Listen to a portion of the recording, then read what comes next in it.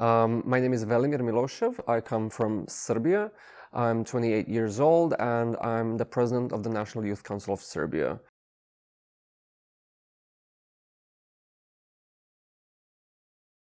So Serbia is a post-conflict society. The Western Balkans are troubled. We had wars in the 90s that have left quite a lot of scars in the region.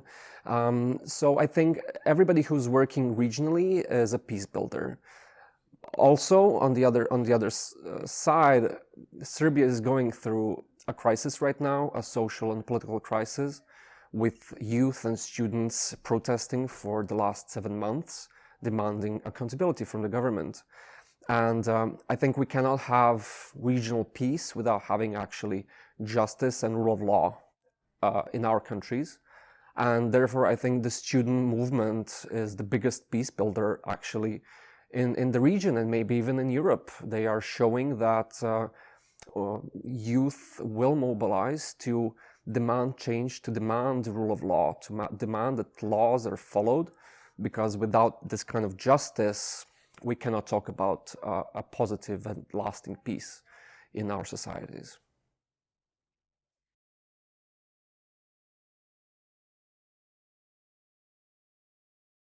So the National Youth Council of Serbia is cooperating regionally with other national youth councils from Kosovo to Montenegro and all of the other Western Balkan 6 parties.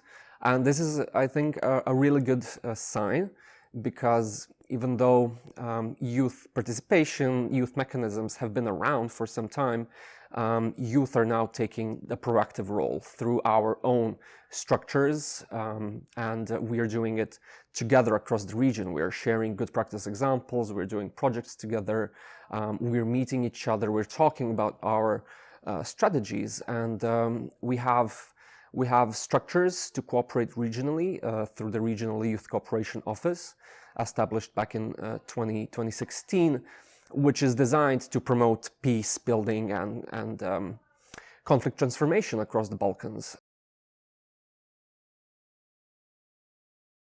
So the reason why we need the Youth Peace and Security Agenda is because we need youth to prosper, we need peace, just, sustainable, positive peace, and we need security in a world that has become more and more uncertain with each passing year. The YPS agenda that's been around for 10 years now has become only more relevant. We have more conflicts across the world, we have more crises, and the way to solve this is through mass democratic mobilization.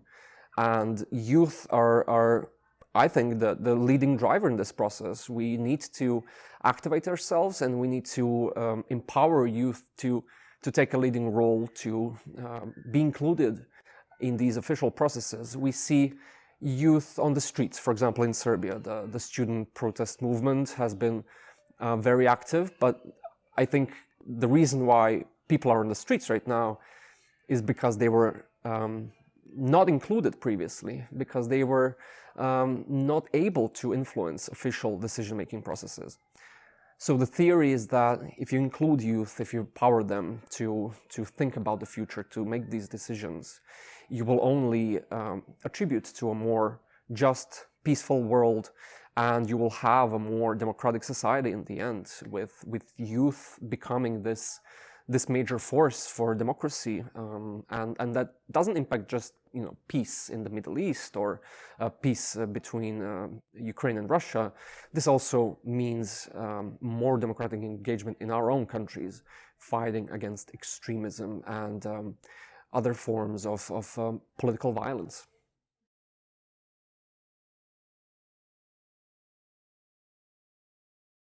So meaningful participation of youth in security issues is something that we envision, but I don't think we've actually seen much of in recent years. Right now, we are going through this phase in Europe of securitization, of rearmament.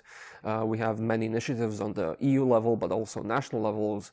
And I feel youth have been excluded from these processes. How do I see youth participation in these processes? it's including youth perspectives, it's including marginalized youth, youth from different backgrounds who are going to also be influencing decision making